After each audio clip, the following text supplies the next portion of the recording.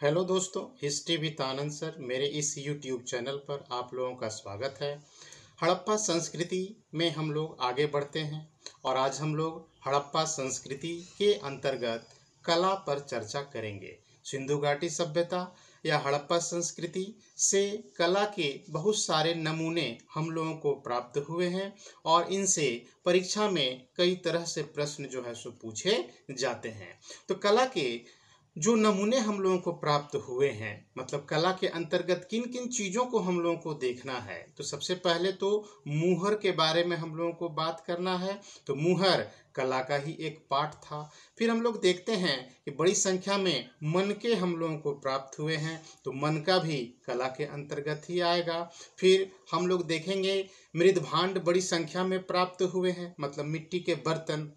फिर हम लोग देखते हैं कि मृण मूर्तियाँ बड़ी संख्या में प्राप्त हुई हैं। फिर पत्थर की मूर्तियाँ और धातु की मूर्तियाँ भी हम लोगों को प्राप्त हुई हैं। माप तौल के भी बहुत सारे प्रमाण हम लोगों को मिले हैं, जैसे बटखरा आदि का प्रमाण हम लोगों को प्राप्त होता है, स्केल आदि का प्रमाण हम लोगों को प्राप्त होता है।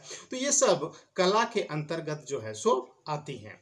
इन्हीं के बारे में हम लोग आज चर्चा करेंगे और देखेंगे कि क्या क्या महत्वपूर्ण ऐसा तथ्य है जो हम लोगों को ध्यान में रखना है परीक्षा की दृष्टि से।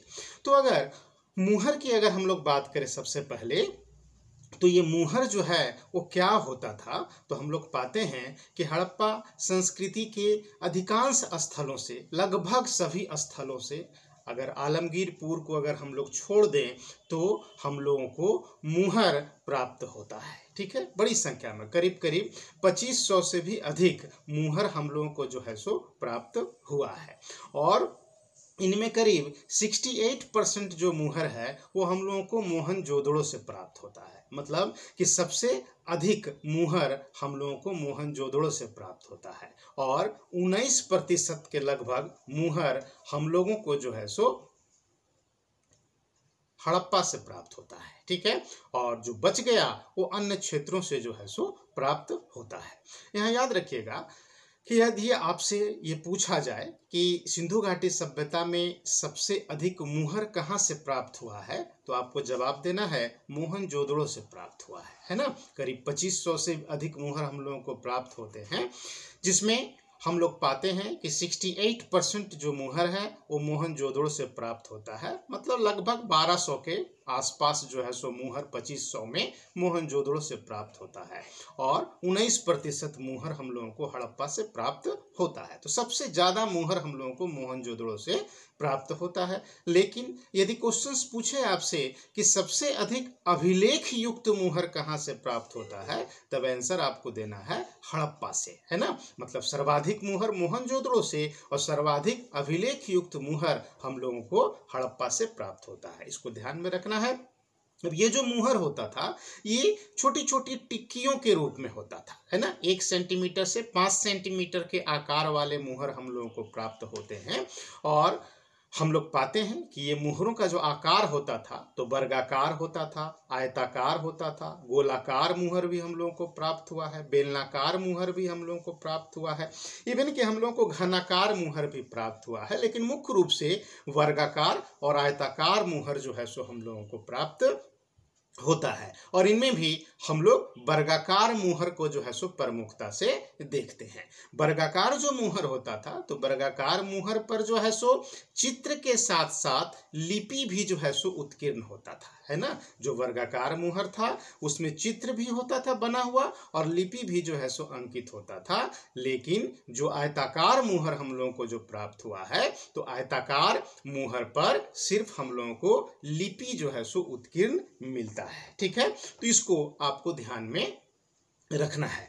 अब ये जो मुहरें बनती थी तो ये मुख्य रूप से तो सेलखड़ी की बनती थी। सेलखड़ी के अतिरिक्त हम लोग पाते हैं कि कांचली मिट्टी की भी मुहरें बनती थी, चट की भी मुहरें बनती थी, गोमेद आदि की भी मुहरें जो है सो बनाई जाती थी। लेकिन अधिकांश जो मुहर हम लोगों को प्राप्त हुआ है वो सेलखड़ी से जो है सो प्राप्त हुआ है। अब इस मुहर का उपयोग क्या था, तो मुहरों का उपयोग जो है उच्च वर्ग के लोग या व्यापारी लोग जो हैं अपनी वस्तुओं की पहचान में किया करते थे। ठीक है, मान लीजिए कि कोई व्यापारी है और उसके बोरे में अगर गेहूं रखा हुआ है तो बोरे के ऊपर जो है सो वह एक टिक्की जो है सो वो चिपका देता था या लगा देता था। उस टिक्की में जो चित्र बना हुआ होता था या उसमें लिपि में जो कुछ भी लिखा हुआ होता था उसमें शायद इस चीज़ का संदेश रहता होगा कि ये कहाँ से आया है, ये कहाँ जाएगा, इसका मालिक कौन है, आदि आदि। मतलब एक प्रकार से पहचान चिन्ह था ये, है ना।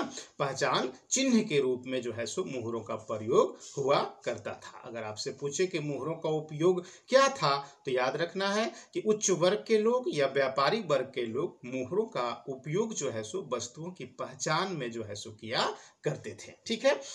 मुहरों पर हम लोग पाते हैं क्या कि कई प्रकार के चित्र बने हुए होते थे। सबसे अधिक अगर हम लोग चित्र की बात करें तो मुहरों पर सबसे अधिक एक श्रृंगी प्राणी का जो है सो चित्र उत्कीर्ण है ना। एक श्रृंगी प्राणी या यूनिकॉर्न का जो है सो चित्र उत्कीर्ण है ना। इसके अतिरिक्त हम लोग पाते हैं कि भैंस, बाघ, बकरी, हाथी आदि की भी आकृतियां उकेरी जाती थी, है ना। एक श्रृंगी प्राणी सबसे अधिक संख्या में हम लोगों को देखता है। सबसे अधिक एक श्रृंगी प्राणी जो है सो उकेरा गया है मुहरों पर। ठीक है। जो एक काल्पनिक पशु था, इसकी चर्चा हम लोग आगे करेंगे। लेकिन अगर मुहरों पर कला की दृष्टि से अगर हम लोग देखें तो कला की दृष्टि से सबसे बढ़िया नमूना कुबड़ वाले सांड का अंकन है ना। मतलब कि मुहरों पर ऐसे तो देखा जाए तो सबसे ज्यादा एक श्रृंगी प्राणी का अंकन है, लेकिन कला की दृष्टि से सबसे बढ़िया नमूना उन मुहरों में हम लोग को कह सकते हैं जिस पर कुबड़ वाले सांड की आकृति है। बहुत बारीकी से जो है सो कुबड़ वाले सांड की आकृति का अंकन हम लोग देखते हैं। मानव की आकृतियां भी जो है सो मुहरों पर हम लोग को खुदी हुई मिलती हैं। यहाँ पर ध्यान रखना है कि मुहरों पर गाय, घोड़ा, सिंह और ऊंट की आकृति उकेरी हुई हम लोगों को नहीं मिली है ना। बाघ की मिली है लेकिन सिंह की हम लोगों को नहीं मिलती है। मतलब कि याद रखना है कि गाय, घोड़ा, सिंह और ऊंट का अंकन मुहरों पर जो है सो नहीं मिलता। ठीक है। अब बाघ का भी जो अंकन हम लोगों को मिलता है मुहरों पर, तो सिंधु प्रदेश से जो हम लोगों को मुहरें प्राप्त हुई हैं उस पर हम लोगों को बाघ का जो है सो अंकन मिलता है। सिंधु प्रदेश के बाहर सिर्फ कालीबंगा से प्राप्त मुहर पर ही बाघ की आकृति हम लोगों को मिलती है, लेकिन सिंह की आकृति हम लोगों को नहीं मिलती। ठीक है। वृक्ष की अगर बात करें तो पीपल और बबूल का अंकन जो है सो मुहरों पर हम लोग जो है सो देखते हैं। इसके अतिरिक्त स्वास्तिक का जो चिन्ह है तो स्वास्तिक का अंकन भी जो है सो हम लोग मुहरों पर देखते हैं। ठीक है। कुछ तांबे की पट्टिकाएं भी हम लोगों को जो है सो प्राप्त हुई हैं, है ना, जिसको टैबलेट्स कह सकते हैं हम लोग। और ये मुहरों से जो है सो मिलते जुलते हैं और मार्शल महोदय ने जो है सो इसे ताबीज की जो है सो संज्ञा दी है। ठीक है। लोथल और देसलपुर से हम लोगों को तांबे की मुहर भी जो है सो प्राप्त होती है ना। तो मुहरों के संबंध में इतनी बातें जो है सो आपको ध्यान में रखना है ना। जैसे कि सबसे अधिक मुहर मोहनजोदड़ो से मिला है, सबसे अधिक अभिलेख युक्त मुहर हड़प्पा से जो है सो प्राप्त होता है। मुहरों पर सबसे ज्यादा अंकन एक श्रृंगी प्राणी का जो है सो हुआ है ना। 68% मुहर मोहनजोदड़ो से प्राप्त होता है, 19% मुहर हड़प्पा से प्राप्त होता है। मुहरों पर गाय का अंकन नहीं मिलता, ऊंट का अंकन नहीं मिलता, सिंह का अंकन नहीं मिलता, घोड़े का अंकन नहीं मिलता, है ना। ये सब कुछ बेसिक बातें। मुहरों का जो एवरेज जो आकार है क्या होता था, 1 से 5 सेंटीमीटर आकार वाले मुहर होते थे, लेकिन औसत आकार जो मुहरों का होता था वो 2.8 सेंटीमीटर और 2.8 सेंटीमीटर का होता था। मतलब कि 2.8 सेंटीमीटर गुना 2.8 सेंटीमीटर ये मुहरों का एवरेज जो है सो आकार होता था वर्गाकार मुहर का। इतना चीज ध्यान में आपको रखना है। ठीक है। अब अगर हम लोग कला में आगे बढ़ते हैं तो नंबर 2 पे हम लोग अब मनका की बात करेंगे। सिंधु सभ्यता के लोग, है ना, गोल गोल मोती जैसी संरचना वाले मनकों का जो है सो प्रयोग करते थे। इनका उपयोग जो है सो आभूषण निर्माण में जो है सो किया जाता था। मनके कई चीजों से बनाए जाते थे, जैसे गोमेद पत्थर से, फिरोजा पत्थर से, लाल पत्थर से, शंख से, टेराकोटा से, है ना। इन सब के मनके जो है सो बनाए जाते थे। इवन की हड्डी के भी मनके जो है सो बनते थे और लकड़ी के भी जो है सो मनके बनते थे। और इनका उपयोग जो है वह आभूषण निर्माण में किया जाता था। मतलब कह सकते हैं कि मनकों का निर्माण जो है वो कई प्रकार के बहुमूल्य एवं अर्ध बहुमूल्य जो है सो पत्थरों से किया जाता था। सबसे अधिक जो है मनके वो सेलखड़ी के जो है सो बनाए गए थे, और बेलनाकार जो मनका होता था वो सभ्यता में सबसे लोकप्रिय था। ठीक है, गोलाकार गोल मनकों का प्रयोग तो होता ही था, लेकिन अगर लोकप्रियता की दृष्टि से देखें तो बेलनाकार मनके ज्यादा लोकप्रिय थे, क्योंकि ऐसे सिंधु सभ्यता के बेलनाकार मनके है ना हम लोगों को मेसोपोटामिया की कब्रों से भी जो है सो प्राप्त हुए हैं, जो बेलनाकार मनकों की लोकप्रियता का जो है सो प्रमाण है। सोने और चांदी के मनके भी जो है सो बनाए जाते थे। सोने और चांदी के भी मनके बनते थे, और हम लोग पाते हैं कि हड़प्पा से हम लोगों को 6 लड़ियों वाला मनकों का बना हुआ जो है सो एक सुंदर हार भी जो है सो प्राप्त हुआ है। ठीक है, तो इतना चीज आपको ध्यान में रखना है मनका के संबंध में। अब नंबर 3 की अगर हम लोग बात करें तो हम लोग मृदभांड मिट्टी के बर्तन की बात करते हैं। सिंधु घाटी सभ्यता के विभिन्न स्थलों से बड़ी संख्या में मृदभांड हम लोगों को प्राप्त हुए हैं। ये मिट्टी के जो बर्तन बनाए जाते थे तो ये चाक पर जो है सो बनाए जाते थे, हाथ से भी बनाए जाते थे, मतलब चाक और हाथ दोनों का जो है सो प्रयोग होता था। और मुख्य रूप से मृदभांड लाल रंग का जो है सो होता था, है ना। लेकिन बहुत सारे ऐसे मृदभांड थे जो लाल रंग से जो है सो रंगे हुए होते थे, और उन पर काले रंग से जो है सो चित्र बनाए जाते थे उन पर। मतलब कि लाल रंग पर काले रंग से चित्रित जो मृदभांड होता था वो सिंधु घाटी सभ्यता की विशिष्टता थी। मतलब कि ऐसे मृदभांडों का प्रयोग जो है वो विशेष अवसर पर जो है सो किया जाता था। ठीक है, ऐसे मुख्य रूप से लाल मृदभांड का जो है सो प्रयोग होता था। मृदभांडों पर जो है सो कई प्रकार के पशु पक्षियों का चित्र भी जो है सो बनाया जाता था, जैसे इन पर बकरी का चित्र, हिरन का चित्र, मोर, मछली, कछुआ, सांड, मुर्गा, पीपल, खजूर, नीम, केला आदि का भी जो है सो चित्रण होता था इसमें। ठीक है, बहुत सारे ऐसे मृदभांड हम लोगों को मिले हैं जिस पर मुहरों का भी जो है सो निशान अंकित है, जो इस बात का प्रमाण है कि कुछ विशेष प्रकार के मृदभांडों का जो है सो व्यापार भी किया जाता होगा। ठीक है, नेक्स्ट हम लोग अगर बात करें नंबर 4 पर तो हम लोग मृण मूर्तियों की बात कर सकते हैं। हम लोग सिंधु घाटी सभ्यता से बड़ी संख्या में मृण मूर्तियों को जो है सो प्राप्त करते हैं। मतलब टेराकोटा फिगर्स जो है सो हम लोग प्राप्त करते हैं, छोटी छोटी मूर्तियां जो है सो हम लोग प्राप्त करते हैं, जिसका उपयोग जो है या तो खिलौने के रूप में होता था या नहीं तो इसका अपना कोई धार्मिक महत्व जो है वो रहा होगा। मुख्य रूप से इतिहासकारों का मानना है कि इन मृण मूर्तियों का अपना एक धार्मिक महत्व रहा होगा। छोटी बड़ी कई प्रकार की मृण मूर्तियां हम लोगों को प्राप्त होती हैं। मुख्य रूप से स्त्री की, पुरुष की, पशु की और पक्षी की मृण मूर्ति जो है सो हम लोगों को प्राप्त होती है ना। लगभग 75% जो मृण मूर्ति है वो पशुओं की है, और पशुओं में भी हम लोग पाते हैं कि सबसे अधिक कुबड़ वाले सांड की जो है सो मृण मूर्ति हम लोगों को प्राप्त होती है।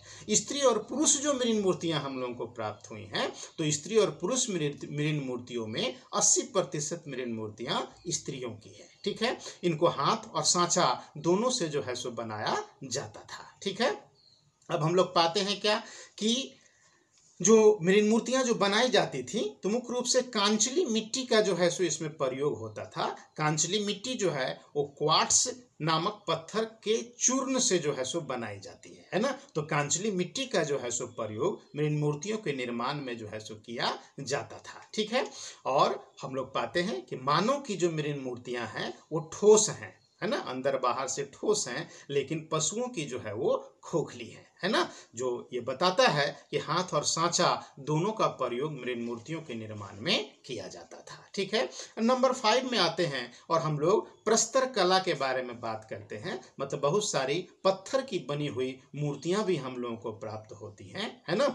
तो प्रस्तर कला के अंतर्गत इस पर जो है सो चर्चा करते हैं। हम लोग पाते हैं कि हालांकि बड़ी संख्या में तो पत्थर की मूर्तियां हम लोगों को नहीं प्राप्त हुई हैं। हम लोगों को मोहनजोदड़ो से 14 और हड़प्पा से जो है सो मुख्य रूप से 2 पाषाण मूर्तियां जो है सो प्राप्त हुई हैं, जिनमें सबसे प्रसिद्ध जो पत्थर की मूर्ति है वो दाढ़ी वाले साधु की है, जो कि मोहनजोदड़ो से हम लोगों को प्राप्त हुआ है, और जो तिपतिया पैटर्न पर जो है सो एक शॉल ओढ़े हुए है ना, जिसको कुछ इतिहासकार पुरोहित राजा की भी जो है सो उपाधि देते हैं, है ना।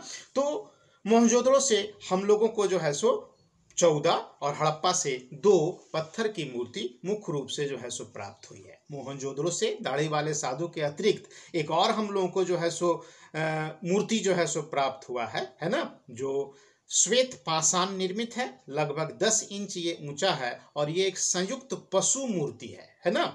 मतलब इसका शरीर भेड़ का और मस्तक जो है वो सूढ़दार हाथी का जो है सो बना हुआ है, ठीक है।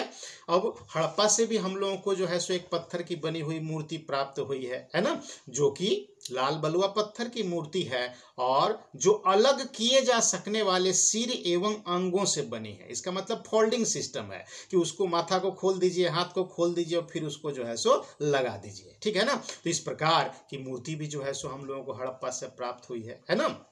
अब हम लोग पाते हैं क्या कि धातु की मूर्तियां भी हम लोगों को जो है सो प्राप्त होती हैं। याद रखिएगा कि प्रस्तर कला में है ना सिंधु घाटी सभ्यता पिछड़ा हुआ था, मतलब कि जो प्रस्तर प्रतिमाएं हम लोगों को जो प्राप्त हुई हैं वो बहुत उच्च स्तर की प्राप्त नहीं होती है ना, जैसा अन्य दूसरी सभ्यताओं से प्राप्त होता है। तो उससे अगर तुलना करें तो प्रस्तर कला के मामले में सिंधु सभ्यता पिछड़ा हुआ था, है। हालांकि बहुत सारी पत्थर की मूर्तियां अवश्य प्राप्त होती हैं। अब अगर धातु मूर्तियों की हम लोग बात करें, है ना, तो कांसे से लेकर तांबे की मूर्तियां भी हम लोगों को जो है सो प्राप्त होती हैं, है ना। मोहनजोदड़ो, हड़प्पा, लोथल, कालीबंगा आदि से हम लोगों को धातु की जो है सो मूर्तियां प्राप्त होती हैं, है ना। हम लोग पाते हैं कि मानव मूर्तियों के साथ साथ मोहनजोदड़ो से भैंस तथा भेड़ की कांसे की मूर्ति जो है सो प्राप्त होती है। लोथल से कुत्ता और कालीबंगा से एक बैल की जो है सो तांबे की मूर्ति हम लोगों को प्राप्त होती है। मोहनजोदड़ो और चान्होदड़ो से कांसे की एक नग्न नर्तकी की जो है सो मूर्ति मिली है, जिसमें मोहनजोदड़ो वाली नग्न नर्तकी की मूर्ति ज्यादा जो है सो लोकप्रिय है। तो मोहनजोदड़ो से प्राप्त जो नग्न नर्तकी की जो हम लोगों को कांसे की बनी हुई जो मूर्ति प्राप्त हुई है, मृण मूर्ति जो प्राप्त हुई है, वो करीब 11.5 सेंटीमीटर लंबी है और इसको सिंधु कला का सर्वश्रेष्ठ नमूना जो है सो बताया जाता है ना, सर्वश्रेष्ठ कृति इसको कहा जाता है, ठीक है। फिर चान्होदड़ो और हड़प्पा से हम लोग को कांसे का इक्का गाड़ी भी जो है सो प्राप्त होता है ना। अब धातु की जो मूर्तियां बनाई जाती थी तो उसकी ढलाई की एक विशिष्ट विधि थी, है ना, एक विशेष मेथड था उसको ढालने का, जिसको कि लॉस्ट वैक्स कहा गया है, जिसको हिंदी में हम लोग मधुच्छिष्ट विधि जो है सो कहते हैं, है ना। इसी विधि से कालांतर में माने आगे नटराज की मूर्तियों को भी जो है सो ढाला गया है, ठीक है। फिर अगर हम लोग कला में आगे बढ़ते हैं तो माप तौल की अगर हम लोग बात करें तो हम लोगों को बड़ी संख्या में बटखरों की जो है सो प्राप्ति होती है और स्केल भी जो है सो हम लोगों को प्राप्त होता है ना। मुख्य रूप से सिंधु घाटी सभ्यता के जो बटखरे होते थे वो घनाकार होते थे। इसके अतिरिक्त गोलाकार बटखरों का भी जो है सो प्रयोग किया जाता था। बटखरों का निर्माण चर्ट, जैस्पर, है ना, या अगेट जैसे पत्थरों से जो है सो किया जाता था, है ना। बटखरा एक निश्चित श्रृंखला में जो है सो आगे बढ़ता था, है ना, जैसे 1, 2, 4, है ना, 8, 64 इस प्रकार से इस श्रृंखला में इस सीरीज में जो है सो आगे बढ़ता था बटखरा, है ना, 1, 2, 4, 8 इस प्रकार से, ठीक है। गणना में काउंट करने में हम लोग पाते हैं क्या कि 16 और उसके गुणकों का प्रयोग जो है सो सभ्यता में किया जाता था। सिंधु घाटी सभ्यता में 1 फुट जो है वो लगभग 37.6 सेंटीमीटर का होता था, है ना। इनका 1 फुट 37.6 सेंटीमीटर का होता था और 1 क्यूबिट, है ना, 1 क्यूबिट जिसको हम लोग हाथ कहते हैं, ठीक है ना। जैसे हम लोग कहते हैं ना ये 5 हाथ की चौकी है, तो ये मापते हैं हाथ यहाँ से लेकर यहाँ तक के बीच की जो दूरी है क्यूबिट जिसको हम लोग कहते हैं। तो इनका जो क्यूबिट है तो वह 51.8 सेंटीमीटर से 53.6 सेंटीमीटर के बीच होता था, ठीक है। मोहनजोदड़ो से हम लोगों को सीप का बना हुआ बटखरा भी प्राप्त हुआ है और लोथल से हाथी दांत का हम लोगों को स्केल भी जो है सो प्राप्त होता है ना।